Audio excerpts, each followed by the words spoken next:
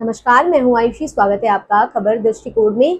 झांसी में यातायात माह के अवसर पर जिलाधिकारी मृदुल चौधरी ने रक्षा टोल प्लाजा पर 120 हेलमेट वितरित किए। उन्होंने कहा कि हेलमेट सिर पर पहने, घर पर ना रखें, यहाँ आपका जीवन की सुरक्षा का प्रतीक है। कार्यक्रम में छात्रों, ग्रामीणों और पत्रकारों की बड़ी संख्या में भाग लिया। धन्यवाद। पड़ेगा कि आप केवल अकेले नहीं हैं, आपका परिवार भी है।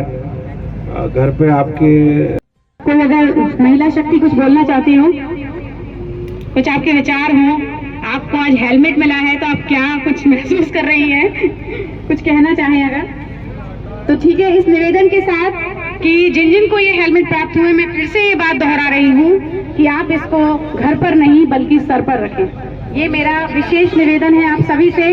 ना पीछे बैठी सवारी को वो हेलमेट पकड़ाएं, ना हैंडल पर उस हेलमेट को टांगें, किसी प्रकार से डिक्की में भी ना रखें, उसको अपने सर पर रखें। क्योंकि अगर एक बार सर पर चोट लग जाती है तो इंसान की या तो मृत्यु हो जाती है या वो कोमा में चला जाता है। इसलिए हेलमेट बहुत आवश्यक है, क्योंकि शरीर में कहीं भी चोट लग जाए उससे हम रिकवर कर सकते हैं, लेकिन सर की चोट से तो बहुत बुरे परिणाम होते हैं, जिसके परिणाम हमने यातायात कार्यालय से तो उसी के क्रम में विभिन्न स्थानों पर, चाहे शहरी क्षेत्र हो या ग्रामीण क्षेत्र हो, जैसा कि अभी बात उठी थी कि ग्रामीण चौपाल लगाकर, तो हम लोग चौपाल लगाकर भी लोगों को जागरूक करते हैं यातायात नियमों के प्रति।